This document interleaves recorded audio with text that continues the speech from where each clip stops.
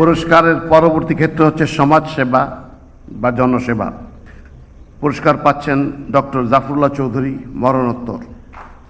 Doctor Zafrullah Chowdhury 1941 সালের 27 December চট্টগ্রামের রাউজান উপজেলার কোয়েপাড়া গ্রামে জন্মগ্রহণ করেন। তিনি বিলেতে রয়্যাল কলেজ অফ সার্জনস থেকে 1947 সালে FRCS প্রাথমিক পর্ব শেষ করেন। তিনি 480 শয্যা বিশিষ্ট বাংলাদেশ ফিল্ড হাসপাতাল ও গণস্বাস্থ্য কেন্দ্র প্রতিষ্ঠা করেন।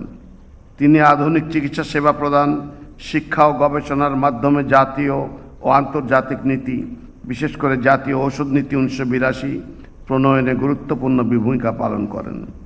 জনসংখ্যা নিয়ন্ত্রণে অবদানের স্বীকৃতিস্বরূপ 1977 সালে স্বাধীনতা পুরস্কার লাভ করেন। এছাড়াও তিনি রেমন ম্যাগসাইসে পুরস্কার, বিকল্প নোবেল হিসেবে পরিচিত রাইট লাইভলিহুড পুরস্কার, ইন্টারন্যাশনাল পাবলিক হেলথ হিরো এবং মানবতার সেবার জন্য সম্মানসূচক ডক্টরেট ডিগ্রি লাভ করেন। 2023 সালের 11 এপ্রিল তিনি মৃত্যুবরণ করেন। সমাজ সেবায় গৌরবোজ্জ্বল ও কৃতিত্বপূর্ণ অবদানের স্বীকৃতিস্বরূপ জাফরুল্লাহ চৌধুরীকে স্বাধীনতা পুরস্কার 2026 প্রদান করা হলো। তার পক্ষে পুরস্কার গ্রহণ করার জন্য তার পুত্র জনাব বারিশ হাসান চৌধুরীকে অনুরোধ